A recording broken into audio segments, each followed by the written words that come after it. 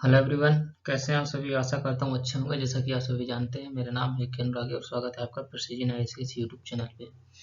आज की जो क्लास है ये इकोनॉमिक्स भारतीय अर्थशास्त्र से रिलेटेड क्लास है, जो हमारी दूसरी क्लास है।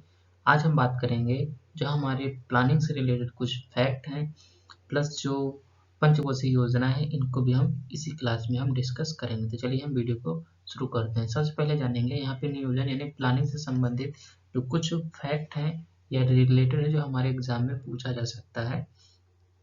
जैसे अगर हम पहले की बात करें तो यहाँ पे फादर ऑफ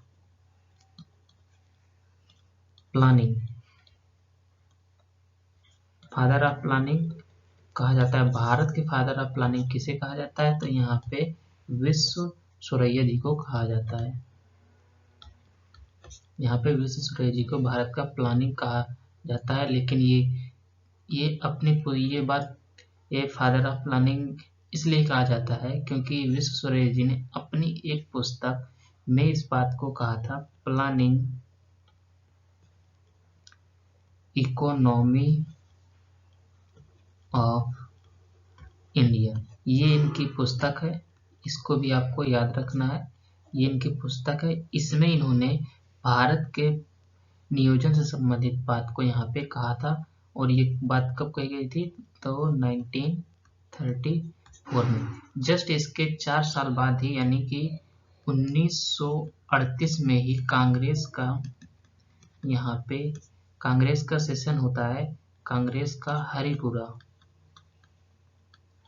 हरिपुरा सत्र यहाँ पे जो हुआ, इसमें भी इसकी बात कही गई थी। तो 1938 में कांग्रेस का जो हरिपुरा सत्र था, इसमें नियोजन समिति का गठन किया गया था। तो इसमें क्या हुआ था? इसमें नियोजन यानी कि प्लानिंग कमेटी, नियोजन समिति का गठन, यहाँ पे नियोजन समिति का गठन हुआ था। तो हरिपुरा, अब एक क्वेश्चन उठता है, हरिपुरा जो सत्र था इसकी अध्यक्षता किसने की थी? तो इसकी अध्यक्षता यहाँ पे पंडित नेहरू जी के द्वारा की गई थी। यहाँ पे पंडित जवाहरलाल नेहरू जी के द्वारा यहाँ पे हरिपुरा सत्र की अध्यक्षता की गई थी, जो हुआ था 1938 में। फिर अगर आगे बात करेंगे तो इसके आगे देखते हैं तो एक बॉम्बे प्लान प्रस्तुत किया गया था। बॉम्बे प्लान ये कब प्रस्तुत किया था? 1944-45 में ये बॉम्बे प्लान प्रस्तुत किया गया था। इसके अंतर्गत जो भारत के उस समय जो 8 प्रमुख उद्योगपति थे, जिसमें से JRD Tata, Ghanshyam Das Birla plus etcetera, जितने भी 8 प्रमुख उद्योगपति थे, उन्होंने क्या किया था? उन्होंने कहा था कि हम 10,000 करोड़ का निवेश करेंगे, प्लस जो उस समय जो मजदूरी थी यानी कि जो प्रति व्यक्ति आय थी उस समय 65 रुपए थी, तो इसको बढ़ा करके 100, जो प्रति व्यक्ति आय थी उसमें 65 रुपए थी, तो इसको बढ़ाने की बात कही गई थी। तो यहाँ पे 130 रुपए प्रति व्यक्ति आय करने की बात कही गई थी। यानी कि बॉम्बे प्लान में जो हुआ था 1944 में प्रस्तुत किया गया, इसमें 8 प्रमुख उद्योगपति थे, जिसमें से JRD टाटा, घनश्याम दास बिरला प्लस और मेंबर थे। इन्होंने सब मिलकर के 10,000 करोड़ रुपए का निवेश करने की बात कही, प्लस उस समय जो प्रति व्यक्ति आय थी 65 रुपए थी, तो उसको बढ़ा करके 130 रुपए यानी कि 2 गुना करने की बात यहाँ पे कही गई थी, ये बॉम्बे प्लान में। फिर इसी के आगे इसी वर्ष ही आगे चल करके गांधी प्लान भी प्रस्तुत किया गया था। फिर अगर हम आगे बात करें कि जो बॉम्बे प्लान था जो 1994 में प्रस्तुत किया गया था, इसमें 8 प्रमुख उद्योगपति थे। उसी के बाद ही गांधी प्लान प्रस्तुत किया गया। गांधी प्लान के नाम से इसे जाना जाता है। ये भी 1944-45 में प्रस्तुत किया गया था। ये किसके द्वारा प्रस्तुत किया गया था? तो यहाँ पे जो प्रस्तुत करता है उनका यहाँ पे नाम है श्रीमन नारायण।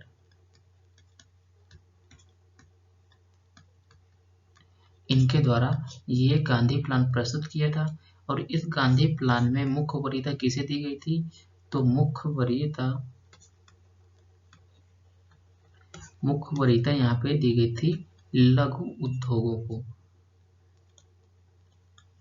यहाँ पे लघु उद्योगों को यहाँ पे मुख्य वरीयता दी गई थी। फिर आगे चल करके 1948 में औद्योगिक नीति आती है, इंडस्ट्रियल पॉलिसी।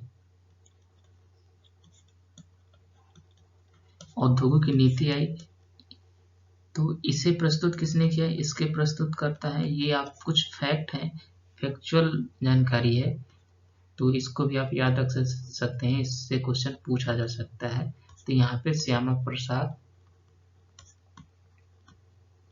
मुखर्जी जी के द्वारा पहली भारत की औद्योगिक नीति प्रस्तुत की गई थी 1948 में। इसको भी आपको याद रखना है। फिर इसके बाद इसी वर्ष की बात करें तो 1948-49 में एक और प्लान, सर्वोदय प्लान जिसे कहा जाता है, सर्वोदय प्लान प्रस्तुत किया गया था। इसे किसने प्रस्तुत किया था? तो यहाँ पे जयप्रकाश नारायण थे, जयप्रकाश नारायण, इनके द्वारा सर्वोदय प्लान प्रस्तुत किया गया था। फिर आगे चल करके इन्हें सभी पृष्ठभूमि को देखते हुए फिर आगे चल करके मार्च 1950 में योजना आयोग का गठन होता है। योजना आयोग का गठन, योजना आयोग का यहाँ पे गठन हुआ। जो ये योजना आयोग था ये भी एक थिंक टैंक के रूप में काम करता था, प्लस ये यहाँ पे भी गैर वैधानिक निकाय, इसे गैर वैधानिक निकाय रखा गया, यानी कि गैर, जैसे नीति आयोग भी गैर वैधानिक निकाय है, थिंक टैंक भी है, गैर वैधानिक निकाय है। और योजना आयोग के जो अध्यक्ष होते थे उस समय भी प्राइम मिनिस्टर होते थे, आज भी प्राइम मिनिस्टर होते हैं। तो यहाँ तक हमने देख लिया, योजना आयोग तक का पूरा विकास हमने देख लिया है। अब हम बात करेंगे फर्स्ट 5 ईयर प्लान की। यहाँ पे फर्स्ट 5 ईयर यानी कि पहले पंचवर्षीय योजना की अगर हम बात करें तो इसका वर्ष था 1991 से 56 तक पहली पंचवर्षीय योजना चली। पहली पंचवर्षीय योजना को यहाँ पे कहा जाता है हैरोल्ड डोमर मॉडल, भी इसे कहा जाता है हैरोल्ड डोमर मॉडल के नाम से भी जाना जाता है। पहले पंचवर्षीय योजना को हैरोल्ड डोमर मॉडल के नाम से भी जाना जाता है। प्लस जैसे आज हम बात करते हैं हमारे प्रधानमंत्री जी, जो प्रधानमंत्री वर्तमान प्रधानमंत्री हैं, वो अब बात करते हैं रेडियो पे, बात करते हैं मन की बात। इसी तरीके से प्रसार भारती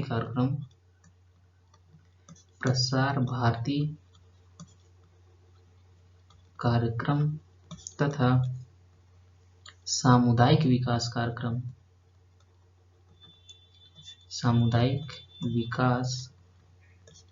कार्यक्रम शुरू किया गया।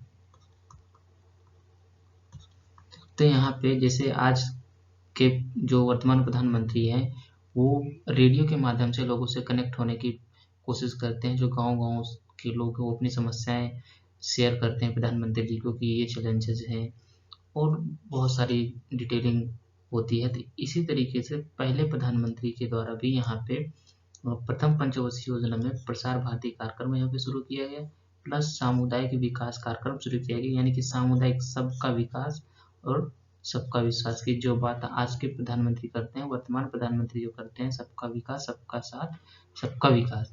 तो सामुदायिक विकास कार्यक्रम पहली पंचवर्षीय योजना में भी शुरू किया गया था। इसको भी आपको याद रखना है। अगर इसका विकास दर की बात करें तो इसका विकास दर 2.1% अनुमानित था, लेकिन अर्जित कितना हुआ था?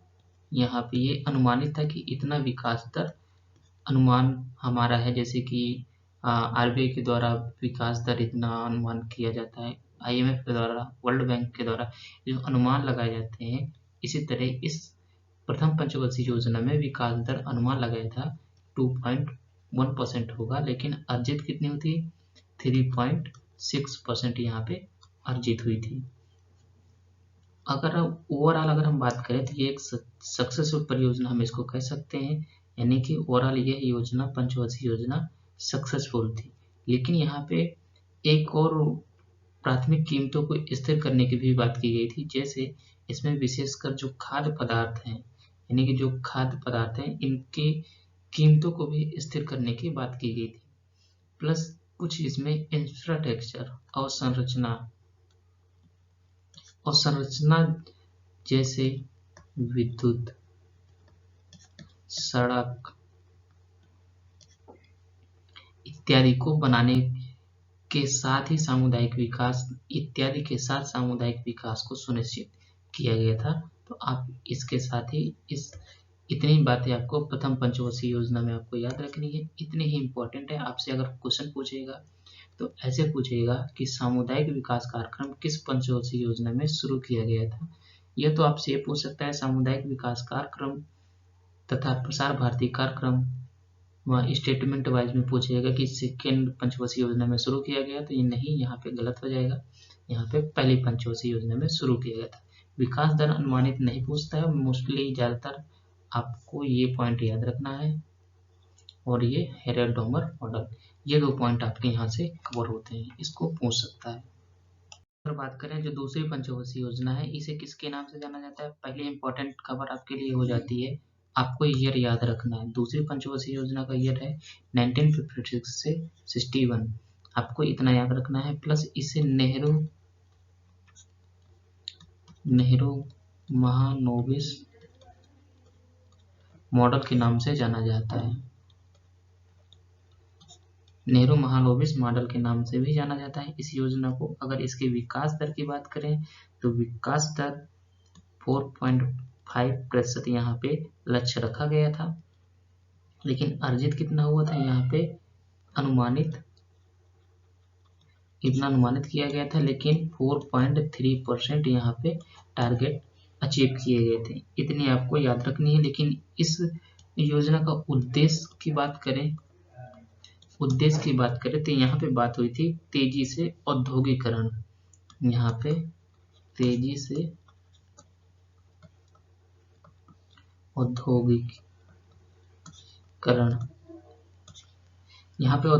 औद्योगिकरण की बात की गई थी, जिससे आधारभूत एवं बाहरी उद्योगों को यहाँ पे प्राथमिकता दी गई थी। यहाँ पे भारी उद्योगों को यहाँ पे प्राथमिकता दी गई थी और आधारभूत जितनी भी संरचनाएं हैं उनको यहाँ पे वरीयता प्रदान की गई थी।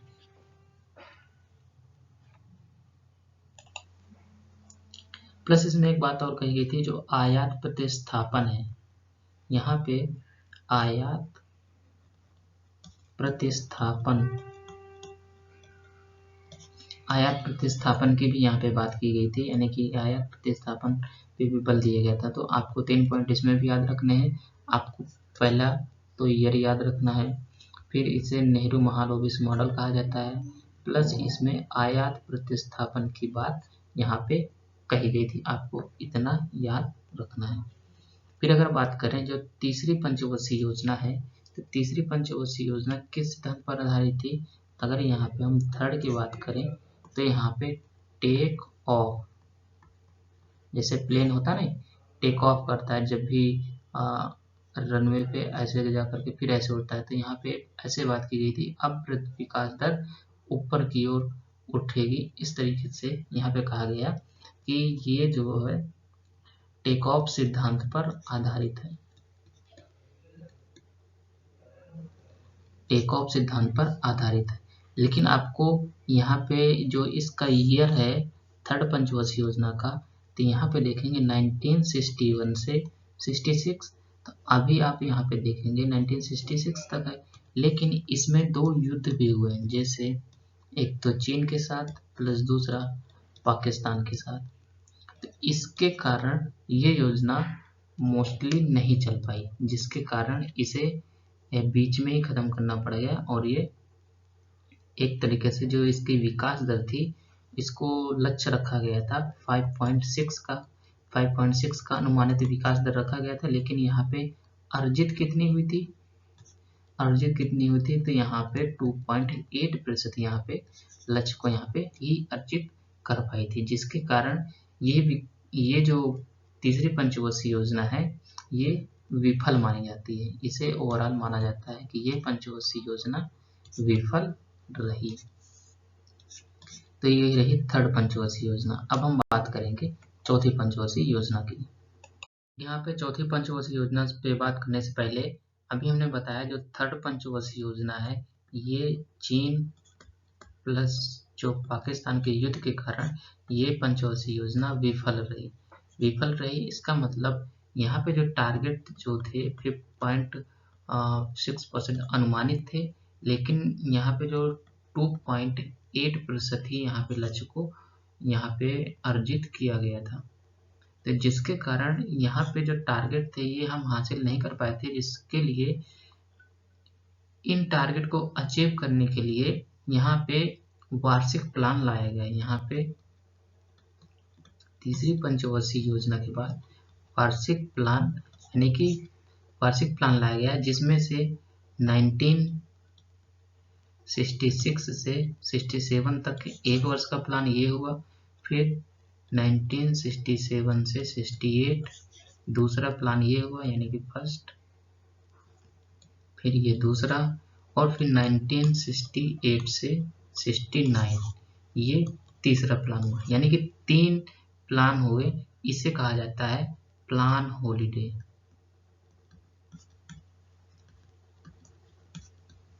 प्लान हॉलीडे के नाम से इसे जाना जाता है। तो आपको इतना जरूर याद रखना है, फिर इसके बाद कंटिन्यूअसली में हमारी योजनाएं चले। तो चौथी पंचवर्षीय योजना का आपको वर्ष याद रखना है 1969 से 74 तक। ये हमने देख लिया यहाँ पर 1969 से 1974 तक।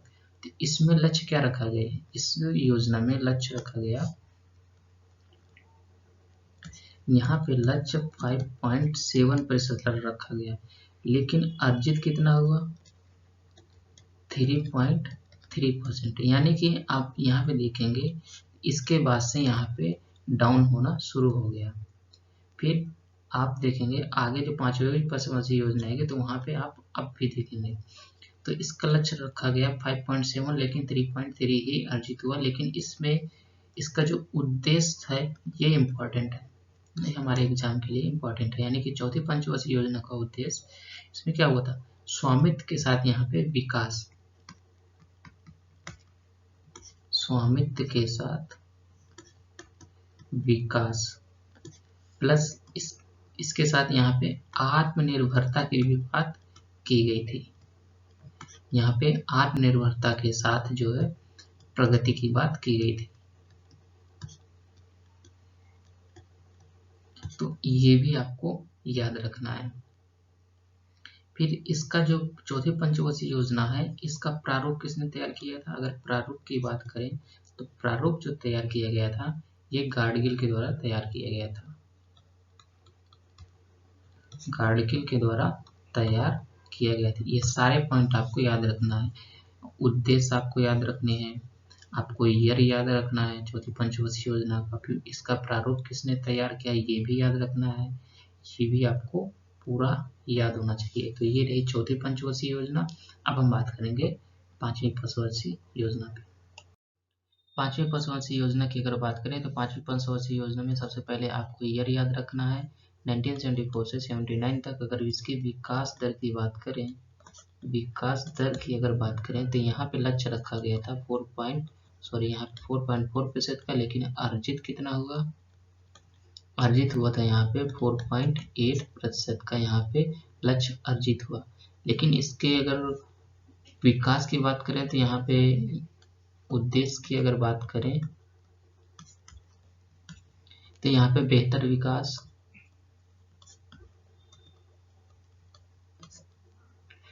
विकास, मुद्रास्फीति में नियंत्रण तथा सकल बचत में बढ़ोतरी,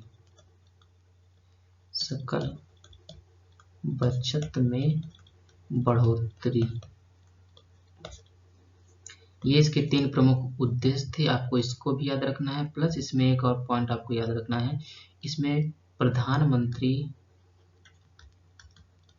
इसमें प्रधानमंत्री 20 सूत्री कार्यक्रम को शुरू किया गया। इसमें इसी योजना में प्रधानमंत्री 20 सूत्री कार्यक्रम भी शुरू किया गया था। इतने पॉइंट आपको याद रखना है। ये पहले तो आपको उद्देश्य याद रखना है, फिर प्रधानमंत्री 20 सूत्री कार्यक्रम, प्लस आपको तीसरा याद रखना है ईयर। वैसे अगर देखा जाए तो 1979 तक इसका कार्यकाल था, लेकिन इसे 1978 में ही स्थगित कर दिया गया था। इसके बाद फिर रोलिंग प्लान लाया गया। रोलिंग प्लान क्यों? जैसे कि अभी हमने प्लान हॉलिडे देखा था, इसी प्रकार से रोलिंग प्लान लाया गया। ये किसके द्वारा लाया गया था? ये लाया गया था गुन्नार मडाल। ये रोलिंग प्लान गुन्नार मडाल के द्वारा लाया गया था, जिसका मतलब ये था कि वार्षिक योजनाएं हैं, जैसे कि 1978 से 79, फिर इसके बाद 1979 से 1980 तक, तो 2 ईयर के लिए रोलिंग प्लान लाया गया था, जिसका मुख्य फोकस था, यानी कि अगर हम रोलिंग प्लान के उद्देश्य की बात करें तो ये जो है लघु उद्योगों, यहाँ पे लघु उद्योग प्लस यहाँ पे रोजगार को प्रोत्साहन करने के लिए रोलिंग प्लान यहाँ पे ये लाया गया था। तो आपको रोलिंग प्लान से क्या क्या याद रखना है? इसका उद्देश्य लघु उद्योगों को यहाँ पे प्रोत्साहन दिया गया, प्लस रोजगार को प्रोत्साहन दिया गया। इसे किसके द्वारा लाया गया था? गुन्नार मडाल के द्वारा लाया गया। रोलिंग प्लान क्या है? ये एक वार्षिक योजना है। इस प्रकार से पूछा जा सकता है, जैसे पूछ लिया जाए रोलिंग प्लान से आशय है, यह एक वार्षिक योजना है, पंचवर्षीय योजना है, इस तरीके से आपसे 4 ऑप्शन दे सकता है। चलिए अब हम बात करेंगे जो हमारी अगली पंचवर्षीय योजना, यानी कि 6वीं पंचवर्षीय योजना। तो 6वीं पंचवर्षीय योजना में आप देखेंगे तो इसका ईयर 1980 से 85 तक था, आपको ये याद रखना है। प्लस इसकी विकास दर, जो लक्ष्य इसका रखा गया 5.2, लेकिन अर्जित कितना हुआ? 5.7%, यानी कि 0.7% अधिक यहाँ पे विकास दर अधिक अर्जित हुई थी। 6वीं पंचवर्षीय योजना की अगर हम उद्देश्य की बात करें तो यहाँ पे कौशल प्रशिक्षण के द्वारा स्वरोजगार को प्रोत्साहन यहाँ पे दिया गया, प्लस समेकित कृषि एवं ग्रामीण विकास को भी यहाँ पे बल दिया गया, प्लस निर्धनता उन्मूलन प्लस आवासीय सुविधा भी मुहैया कराई जाए, जैसे प्रधानमंत्री आवासीय योजना द्वारा इस तरीके से आवासीय सुविधा भी यहाँ पे शुरू की गई थी। तो आपके लिए 6वीं पंचवर्षीय योजना में क्या इंपॉर्टेंट है? समेकित कृषि एवं ग्रामीण विकास, ये आपको याद रखना है। ये उद्देश्य में ये आपसे पूछा जा सकता है। फिर इसके बाद अगर हम बात करें जो 7th 5 ईयर प्लान है, इसका जो ईयर है 1985 से 1990, इसके विकास दर 5.0 से इतना लक्ष्य रखा गया, लेकिन अर्जित कितना हुआ? 6 पॉइंट, यानी कि टोटल 1% यहाँ पे अधिक विकास दर अर्जित हुआ। फिर यहाँ पे उद्देश्य की बात करें जो 7th 5 ईयर प्लान था, इसमें उत्पादकता को बढ़ाने की बात की गई थी, क्योंकि यहाँ पे जनसंख्या वृद्धि भी अधिक तेजी से बढ़ने लगी थी। तो यहाँ पे जो प्रोडक्शन था उसको बढ़ाने की बात की गई थी, प्लस रोजगार को बढ़ाने की बात की गई, प्लस आपको ये याद रखना है पर्यावरण संरक्षण की भी यहाँ पे बात की गई। तो आपसे क्वेश्चन पूछा जा सकता है किस पंचवर्षीय योजना में पर्यावरण संरक्षण की बात कही गई थी? तो यहाँ पे आपका आंसर हो जाएगा 7th 5 ईयर प्लान। तो अभी तक हमने 7th 5 ईयर प्लान देखा, इसमें आपने क्या देखा? कभी अप आ रहा है, कभी डाउन आ रहा है, तो इस तरीके से देखा आपने, कभी डाउन हो रही विकास दर तो कभी ऊपर हो जा रही। तो इन सबको अब तक के, यानी कि 1 से लेकर के 7th 5 ईयर प्लान तक को डॉक्टर राधाकृष्णन के द्वारा यहाँ पे हिंदू विकास दर कहा गया है। ये एक बार यूपीएससी के द्वारा पूछा भी गया है, आपको ये पॉइंट भी आपको यहाँ पे याद रखना है। यानी कि ओवरऑल एक पॉइंट ये हो गया, ये प्लस दूसरा पॉइंट ये हो गए आपके जो 7वीं पंचवर्षीय योजना से। 6वीं पंचवर्षीय योजना में समेकित कृषि आपको याद रखना है, ये हो गया। प्लस इसके बाद क्या हुआ कि जो इसके बाद जो राजनीतिक घटनाक्रम था, प्लस इसके साथ जो भुगतान संतुलन, यहाँ पे जो भुगतान संतुलन का भी यहाँ पे क्राइसिस देखने को मिला था, यहाँ पे क्राइसिस देखने को मिला था, जिसके कारण 2 वर्ष यानी कि 2 वर्ष यहाँ पे अवकाश रखा गया है, यानी कि 1990 और 1991 ये 2 वर्ष यहाँ पे अवकाश रखा गया। फिर इसके बाद जो है 8वीं पंचवर्षीय योजना शुरू होती है।